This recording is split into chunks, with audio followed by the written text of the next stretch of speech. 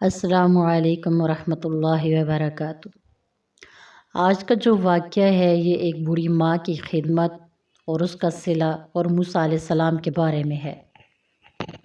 حضرت موسیٰ علیہ السلام نے ایک مرتبہ اللہ سے درخواست کی کہ مجھے میرے جنت کے ساتھی کا دیدار کرایا جائے تاکہ میں اسے دیکھ سکوں کہ وہ کیسا ہے۔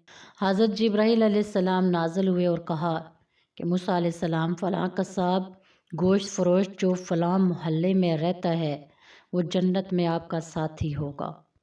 حضرت موسیٰ علیہ السلام اس سے ملنے کے لیے اس کی دکان پر چلے گئے اور دیکھا کہ وہ دوسرے قصابوں کی طرح گوشت فروخت کرنے میں مصروف تھا۔ عصر کے وقت وہ گوشت فروخت فارغ ہوا اور اپنے حصے کا گوشت اٹھا کر اپنے گھر کی طرف چل دیا۔ حضرت موسیٰ علیہ السلام اس کے پیچھے پیچھے اس کے دروازے پر آئے اور اسے کہا کہ میں آج تمہارا مہمان ہوں۔ جوان نے خوش آمدید کہا۔ وہ موسیٰ علیہ السلام کو لے کر اندر چلا گیا۔ اس نے پہلے تو کھانا تیار کیا، اس کے بعد وہ گھر کے دوسرے حصے میں گیا اور وہاں سے ایک بڑی زنبیل کھجور کے پتوں سے بنی ہوئی ٹوکری کو اٹھا کر لایا۔ موسیٰ علیہ السلام نے دیکھا کہ اس زنبیل میں ایک بوڑھی عورت تھی۔ جوان نے اس زنبیل سے اس عورت کو نکالا اور اس بوڑھی عورت کو اپنے ہاتھوں سے کھانا کھلایا۔ پھر اس نے بڑھیا کو زنبیل میں لٹایا اور جب وہ لٹا رہا تھا تو اس بوڑھی عورت نے اس کے کان میں کچھ کہا جو بہت بڑھاپے کی وجہ سے سمجھ نہیں آ رہا تھا۔ اس کے بعد وہ جوان موسیٰ علیہ السلام کے لیے کھانا لایا۔ موسیٰ علیہ السلام نے اس نوجوان سے پوچھا کہ اس عورت سے تمہارا کیا تعلق ہے؟ جوان نے جواب دیا کہ یہ بوڑھی عورت میری ماں ہے۔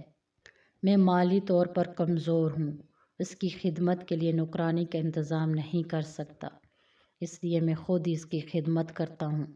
موسیٰ علیہ السلام نے پوچھا کہ تمہاری ماں خدمت کرنے کے بعد کیا کہہ رہی تھی؟